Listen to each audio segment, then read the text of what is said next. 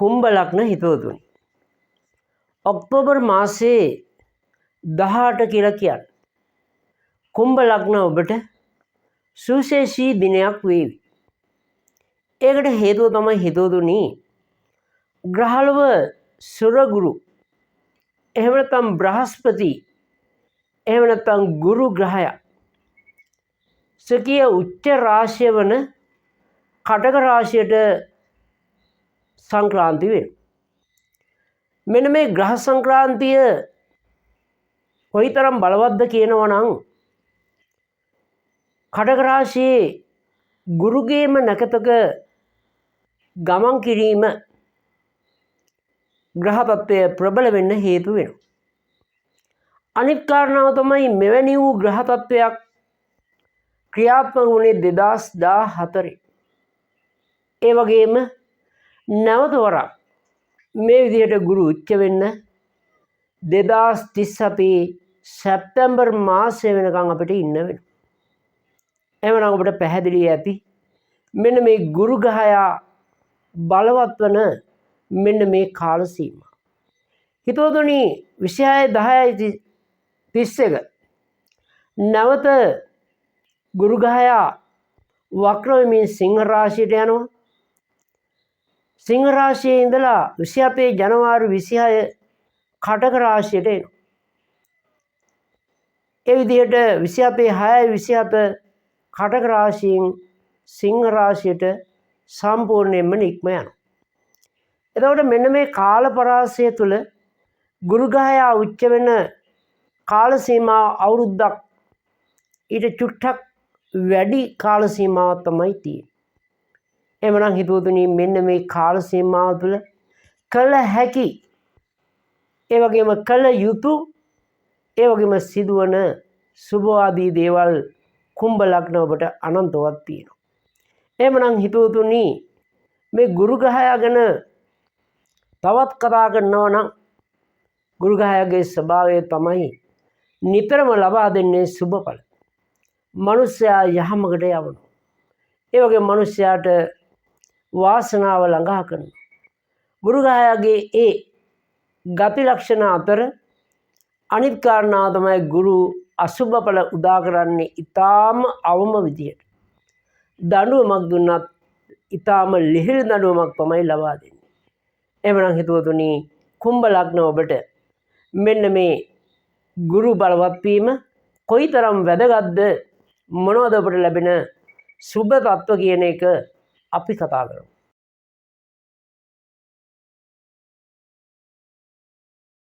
ආයුෂ බොහෝ වේවා කුම්භ ලග්න හිතවතුනි.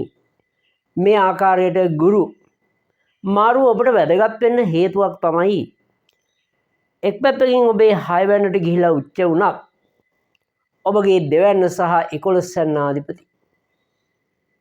ඔබ දන්නවා ඇති දෙවැන්න කියන්නේ ධනස්ථාන. 11 කියන්නේ ආයස්ථාන. එහෙනම් මෙන්න මේ දෙකම ධනයට මිල මුදල් වලට වස්තුවට සම්බන්ධ ස්ථාන දෙකක අධිපතිය තමයි මේ විදිහට කාලයකට පස්සේ බලවත් වෙන්නේ. එhmenan හිතවතුනි ඔබට ඔබ උත්සාහ ගත්තොත් ඔබේ ආර්ථික ශක්තිය වර්ධනය කරගන්න පුළුවන්. ඒ වගේම පිනට එහෙම නැත්නම් වාසනාවට ධනය ලබන්නත් ඇතැම් කුම්භ ලග්න හිමියා වාසනාවන්ත වෙනවා මේ කාල සීමාව. අපි එහෙම කිව්වේ ඔබ ගත කරන්නේ ගුරු මහස්සාවක් අන්තර්දශාවක් නම් ගුරු ග්‍රහය ඔබගේ ජන්ම පත්‍රයේ බලවත් නම් ඔබට මුකුත් නොකරත් ඔබේ ධන වාසනා පෑදෙන වටිනා කාලයක් තමයි මේ උදා වෙන්නේ.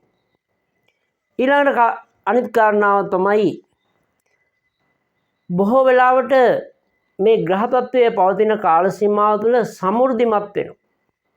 ඒ කියන්නේ අඩුපාඩු තිබුණත් මූලික අවශ්‍යතා ටික හරි සම්පූර්ණ කරගෙන අඩුපාඩු අවම කරගෙන ජීවත් වෙන්න වාසනාව ශක්තිය ලැබෙනවා.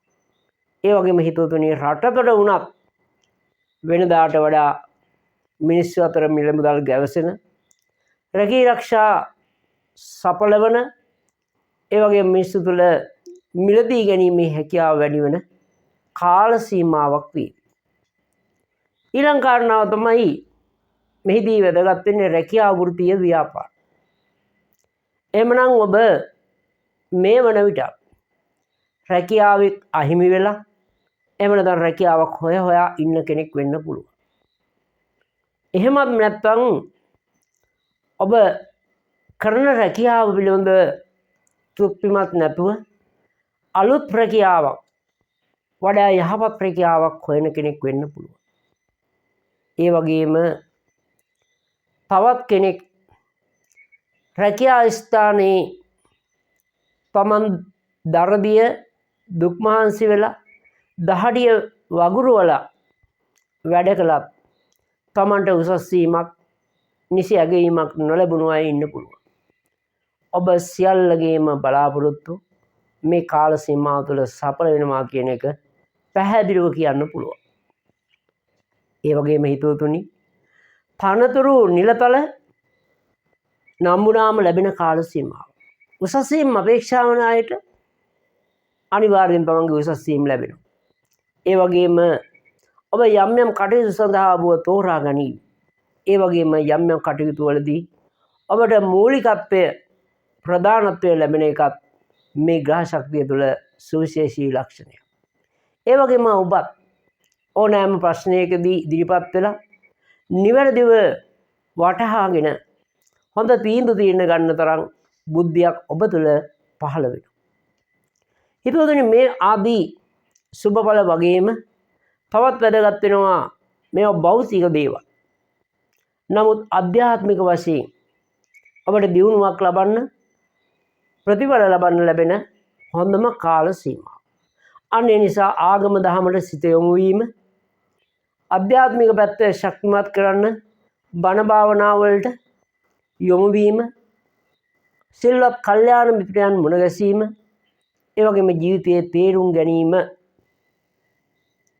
විශේෂයෙන්ම තමන්ගේ මේ ජීවත් වෙන කාල සීමාව තුළ කොහොමද ජීවත් වෙන්නේ, මොනවද අපේ අරමුණු වෙන්න ඕනේ, සසර පිළිබඳව, ඒ වගේම නිවන පිළිබඳව, ධර්මයේ පිළිබඳව හොඳ වැටහීමකින් කටයුතු කරන්න පුළුවන් කල්යාණ මිත්‍රයෝ මුණ ගැහෙනවා, පරිසරය නිර්මාණය වෙනවා.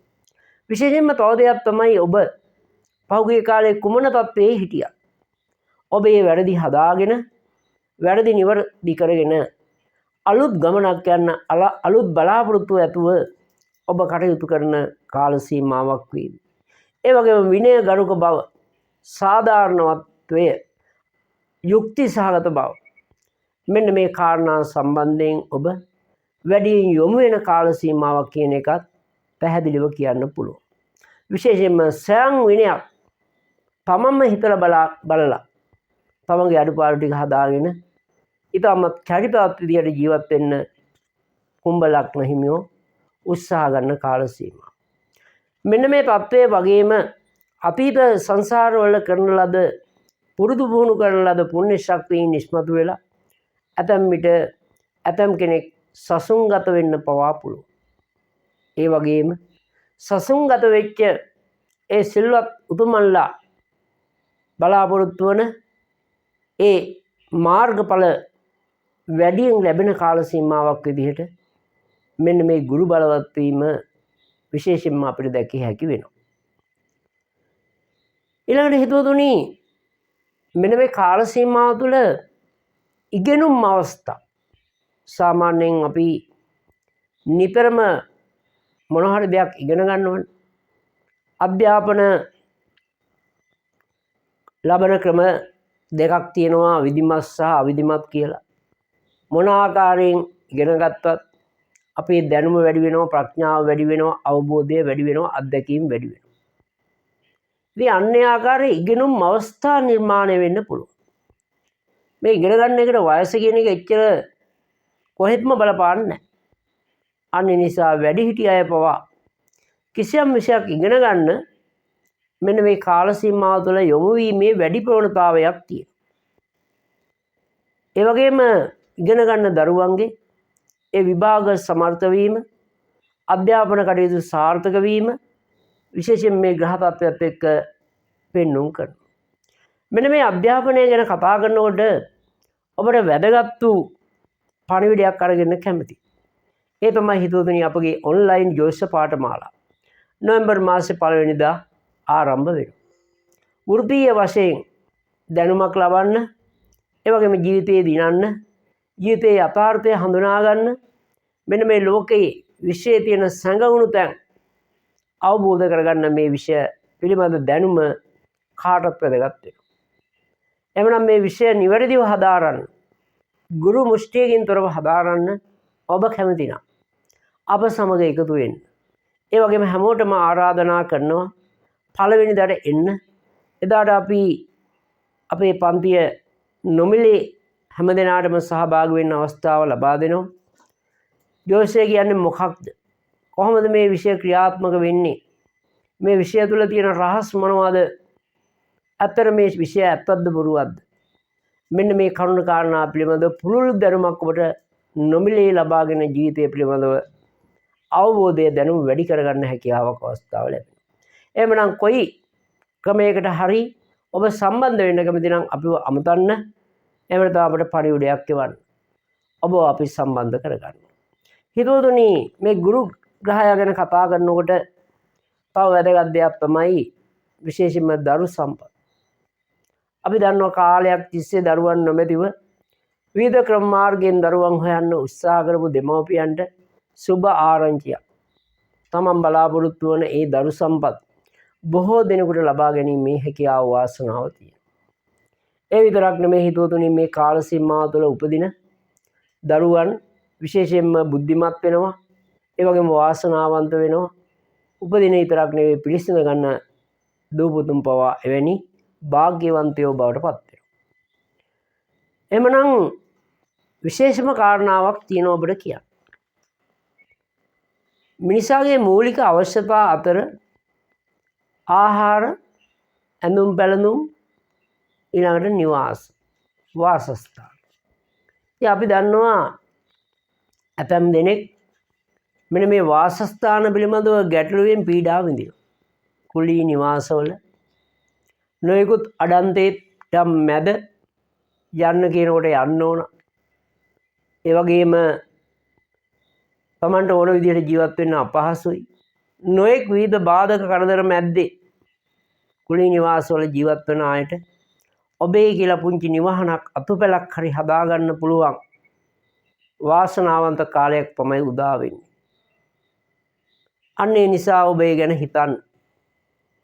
ඒ වගේම ඔබට හැකියාවක් තියෙනවා නම් පුංචි ඉඩම් කෑල්ලක හරි ෆවුන්ඩේෂන්වත් එහෙම නැත්නම් අත්තිවාරමවත් දාන්න ඔබ උත්සාහයක් ගන්න.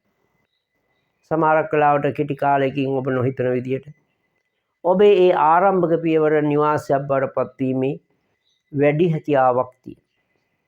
ඉතින් අන්න එකත් මෙන්න මේ ගුරු බලවත් වෙච්ච කාලේ ඊටාම හොඳ ලක්ෂණයක්. එමනම් හිතවතුනි අපි කතා කළේ මෙන්න මේ ගුරු ග්‍රහයාගේ බලවත් වීම කුම්භ ලග්න ඔබට කොහොමද ක්‍රියාත්මක වෙන්නේ කියලා. ඒ වගේම මෙන්න මේ ගුරුගේ ශක්තිය ඒ විදිහටම ලබන්න නම් අපි තුල වෙනස්කම් ඇති වෙන්න ඕන. අපිත් ආගම දහම අනුව විශේෂයෙන්ම අවංකව ජීවත් වෙන, නිවැරදිව ජීවත් වෙන, නිතර පින්සිතුවිලි පහළවන, කල්යාණ මිත්‍රයන් ආශ්‍රය කරන, ඒ වගේම ආගම දහම වගේම සසර පින පව මෙන්න මේවා පිළිබඳව විශ්වාසයෙන් කටයුතු කරන, ඒ වගේම නිතරම නිවැරදිව ජීවත් වෙන්න උත්සාහ ගන්න අයට මෙන්න මේ ග්‍රහ මාරුව නොහිතන සුබඵල උදා කරන ග්‍රහ මාරුවක් වේවි. එහෙමනම් කුම්භ ලග්න ඔබටත් මෙන්න මේ කලාතුරකින් ගුරු බලවත් වෙන අවස්ථාවේ ඇතිවන සුබ ශක්තියින් තුලින් ඔබේ ජීවිතයේ දියුණුව, ජයග්‍රහණය, වාසනාව නිරන්තරව සැලසේවා කියලා අපි ප්‍රාර්ථනා කරනවා. සැමට තෙරුවන් සරණයි.